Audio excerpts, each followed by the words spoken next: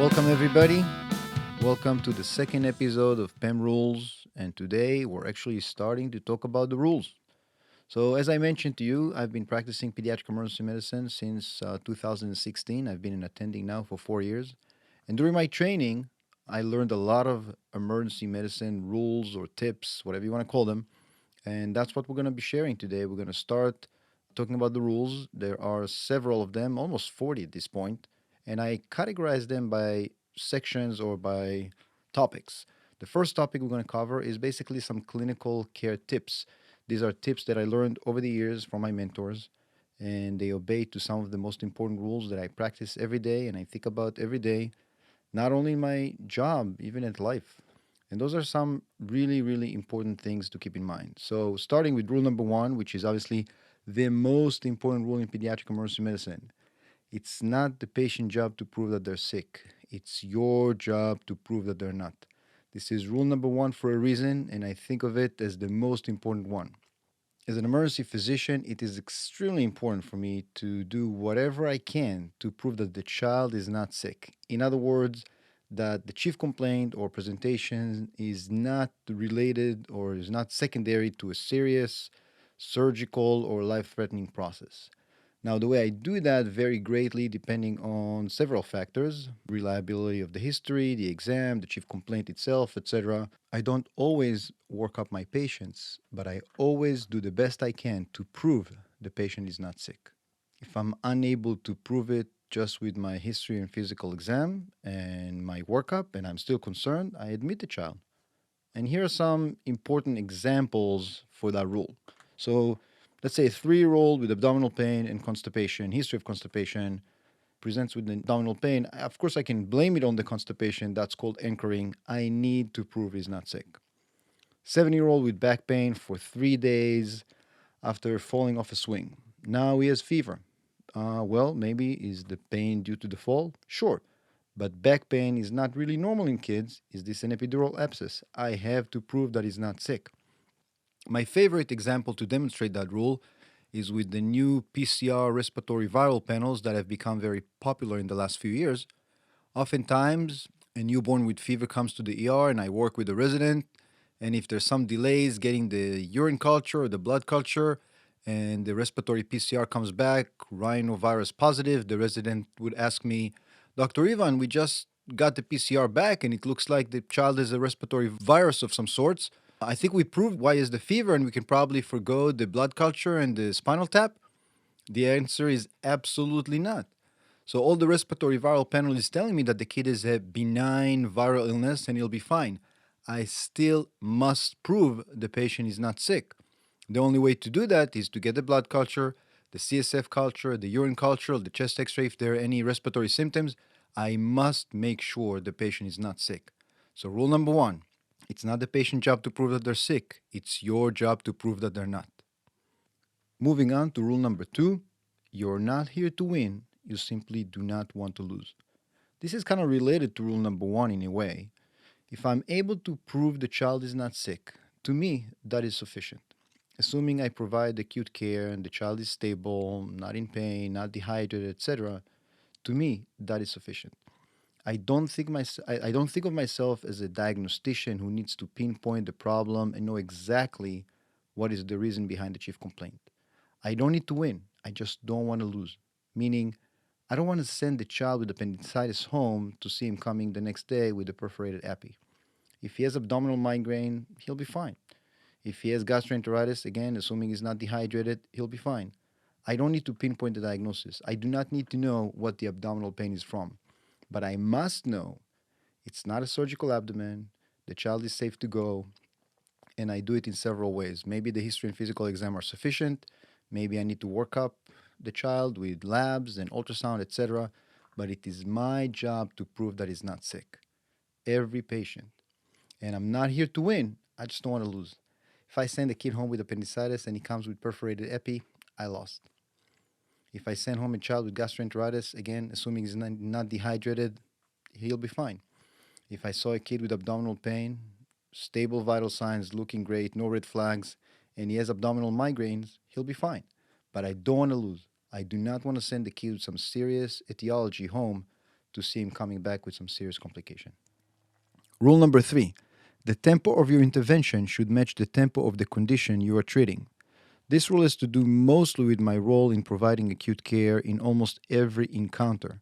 So the first thing I do with every encounter is provide what the patient needs. So if there's pain, analgesia, be it PO Motrin or IV morphine, if there's dehydration, IV fluids, or maybe just Zofran and a PO challenge, but I treat it based on the tempo of the patient's condition.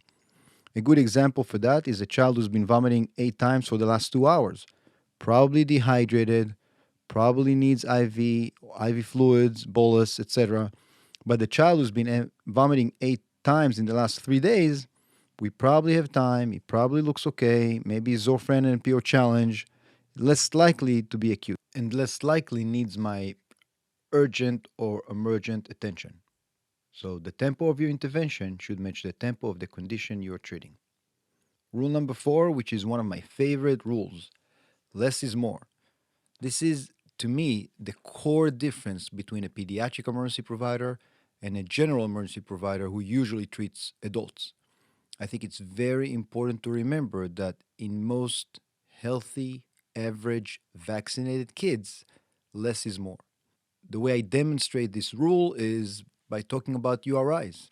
I see a lot of kids with upper respiratory infections all the time. Oftentimes they're very febrile, not particularly well appearing, but they truly just have a URI.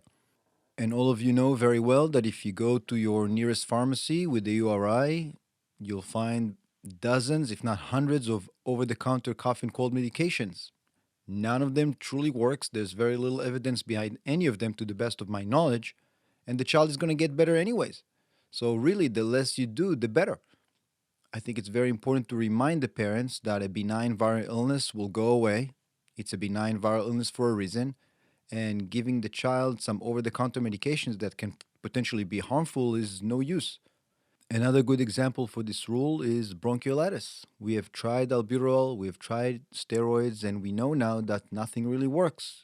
Kids with bronchiolitis really need to be suctioned. If they have hypoxia, they need oxygen, and that's pretty much it. If they have respiratory distress, maybe high flow nasal cannula, and that's it.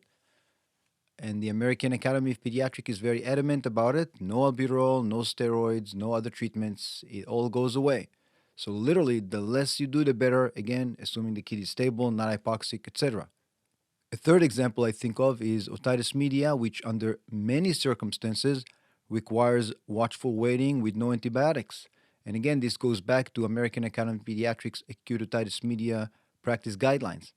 So I think it's important to remind the parents this is a benign condition. This will go away even if you do nothing. Sometimes less is more.